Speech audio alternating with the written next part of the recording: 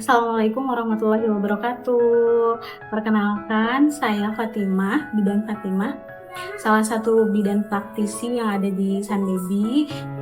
Sunbaby ini adalah salah satu pelayanan yang meliputi mom and baby care.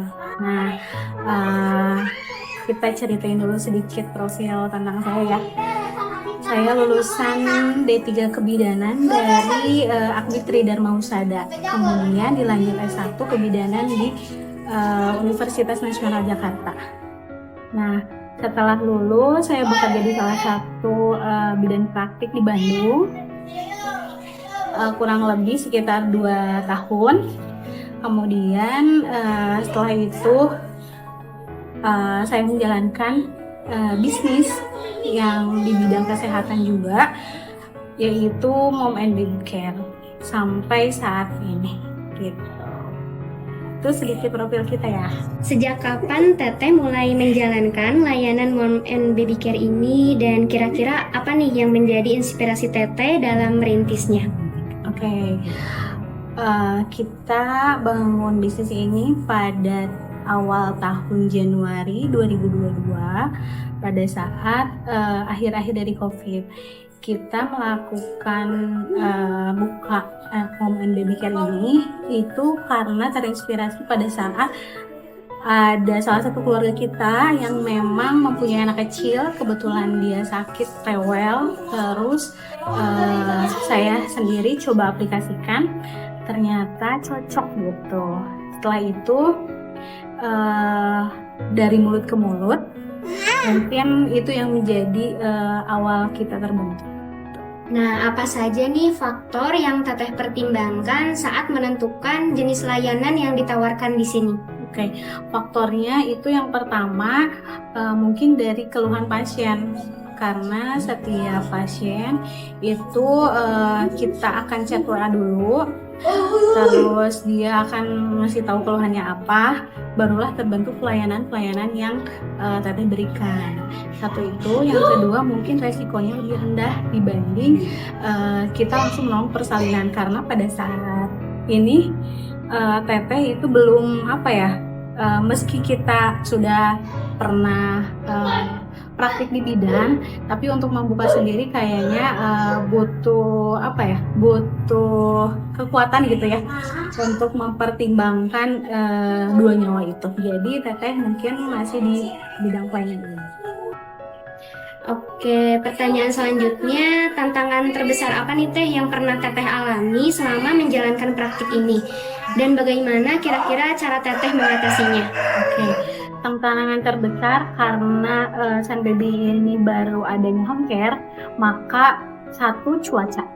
Jadi ketika kita berangkat ke pasien, kebetulan karena Teteh itu berkendaraan bermotor ya, jadi ketika hujan mungkin agak molor waktunya gitu. Jadi ke pasien selanjutnya juga mungkin seperti itu. Tapi untuk cara mengatasinya biasanya Teteh kalau udah ada ancang-ancang hujan itu udah langsung ngabarin lagi gitu ke pasien bahwa ada kendala di perjalanan seperti itu. Pertanyaan selanjutnya nih, menurut Teteh, apa keunikan atau keunggulan dari layanan yang ditawarkan di praktik ini dibandingkan dengan tempat yang lain? Oke, mungkin keunikan bisa dirasakan sama pasien sendiri ya, tapi yang Teteh alami selama ini adalah pada saat memberikan pelayanan itu kita semaksimal mungkin memberikan pelayanan yang prima. Jadi pada saat kita ketemu pasien, bagaimana caranya kita mengenali pasien itu seperti keluarga. Jadi tidak hanya pada saat ketemu sebagai pasien dan provider, tapi kita juga ketemu sebagai saudara gitu. Jadi berkelanjutan. Oke, selanjutnya bisa diceritakan Teh pengalaman atau kisah pasien yang paling berkesan bagi Teteh selama menjalankan praktik ini? Oke, pertama kali Teteh dapat pasien, kebetulan itu pasien yang cukup jauh. Mungkin pasien yang pertama kali mau melakukan baby spa. Nah, itu dimana Teteh pertama kali terjun juga, membawa banyak peralatan dan terus berangkat sendirian. di jalan mungkin banyak gangguan ya, karena pertama kali udah grogi dulu gitu. Jadi pada saat itu mungkin terkesannya cukup lumayan baik, tapi setelahnya mungkin banyak PR gitu ya, karena satu, pertama kali dapat pasien, kedua pasiennya itu spa ya, di mana spa itu kita melakukan treatment setelah pijat, terus berenang dengan membawa alat yang sebanyak itu gitu. Oke, bagaimana Teteh melihat perkembangan layanan kebidanan di masa mendatang, khususnya dalam konteks mom and baby care? Perkembangannya kayaknya cukup pesat karena dilihat sekarang banyak bidan praktik juga memberikan pelayanan mom and baby care.